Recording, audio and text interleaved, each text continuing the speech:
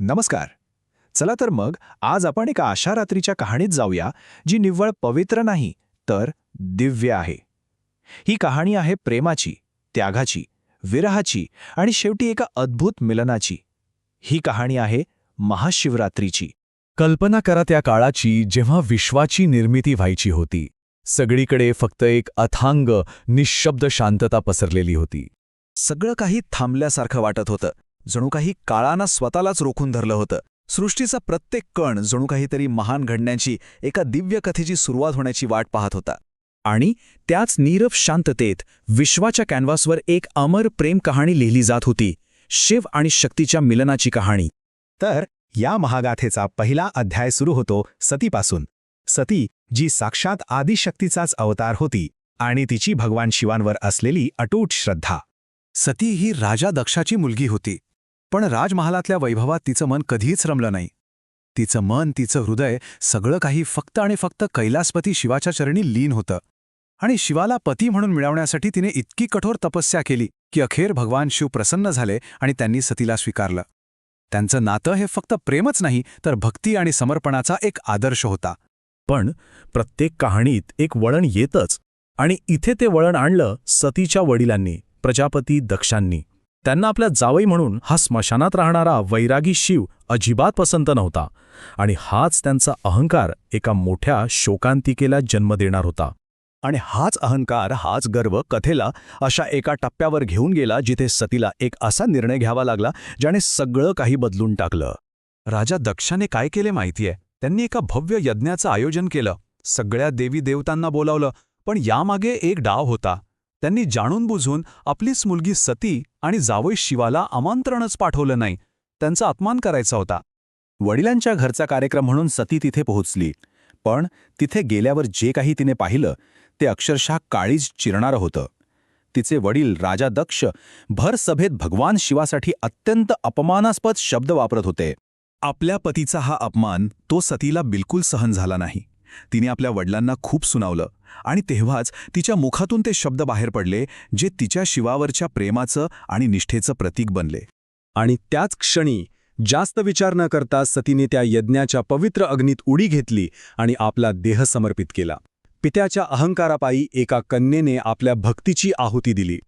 जेव्हा ही बातमी कैलासावर पोहोचली तेव्हा शिवाच्या क्रोधाचा आणि दुःखाचा जो स्फोट झाला त्याने अख्खं ब्रह्मांड हादरून गेलं. आपल्या प्रिय सतीचा तो निष्प्राण देह पाहून शिवाचं हृदय अक्षरशः फाटून गेलं. त्यांनी तो देह खांद्यावर घेतला आणि ते बस फिरत राहिले, दिशाहीन, अर्थहीन. त्यांचा शोक, त्यांचं दुःख इतकं मोठं होतं की संपूर्ण सृष्टीवर त्याची छाया पसरली. आणि या असह्य दुःखातूनच सुरू झालं शिवाचं तांडव. हे फक्त एक नृत्य नव्हतं, हा होता शिवाचा प्रलयंकारी विलाप, त्यांच्या क्रोधाची आग, ज्यामुळे संपूर्ण सृष्टीचा विनाश होण्याची शक्यता निर्माण झाली होती. पण म्हणतात ना, जिथे अंत असतो तिथेच एका नव्या सुरुवातीची बीजं पेरली जातात. शिवाचा हा विरह संपवण्यासाठी शक्तीला पुन्हा एकदा जन्म घ्यावा लागला. आणि ती नवी सुरुवात झाली. सतीनेच पुन्हा एकदा जन्म घेतला, पर्वतराज हिमालयाची कन्या पार्वती म्हणून. आणि या जन्मातही तिच्या मनात, तिच्या हृदयात लहानपणापासूनच शिवाबद्दल एक नैसर्गिक ओढ, एक अथांग प्रेम होतं. पण शिवाला पुन्हा मिळवणं सोपं नव्हतं. पार्वतीने जी तपस्या केली आहे ना, त्याची तर कल्पनाही करता येणार नाही. तिने राजमहाल सोडला. सुरुवातीला ती फक्त झाडाची पानं खाऊन जगली, आणि मग तिचा निश्चय इतका पक्का झाला की तिने ते पानं खाणं सुद्धा सोडून दिलं. विचार करा, तिच्या या कठोर तपामुळेच तिला एक नवीन नाव मिळालं, अपर्णा. पर्ण म्हणजे पान, आणि अपर्णा म्हणजे जिने पानांचाही त्याग केला आहे. हे तिच्या असीम त्यागाचं आणि समर्पणाचं प्रतीक बनलं. आता पार्वतीची भक्ती खरी आहे की नाही हे पाहण्यासाठी खुद्द शिव एका वृद्ध ब्राह्मणाचं रूप घेऊन आले आणि शिवाची निंदा करू लागले की तो तर वैरागी आहे, त्याच्याशी लग्न करून काय सुख मिळणार. पण पार्वती, ती अजिबात डगमगली नाही. ती आपल्या निश्चयावर ठाम राहिली. आणि पार्वतीची ही अटूट, अविचल भक्ती पाहून अखेर तो क्षण आलाच. तो दिव्य क्षण, ज्याची संपूर्ण सृष्टी डोळ्यात प्राण आणून वाट पाहत होती. शिव आणि शक्तीच्या पुनर्मिलनाचा क्षण. पार्वतीची ती निष्ठा पाहून शिव इतके प्रसन्न झाले की त्यांनी आपलं खरं रूप प्रकट केलं आणि पार्वतीला आपली अर्धांगिनी म्हणून स्वीकारलं. युगायुगांचा विरह अखेर संपला होता. आणि हे मिलन फक्त शिव पार्वतीचं नव्हतं. हा एक खूप मोठा बदल होता.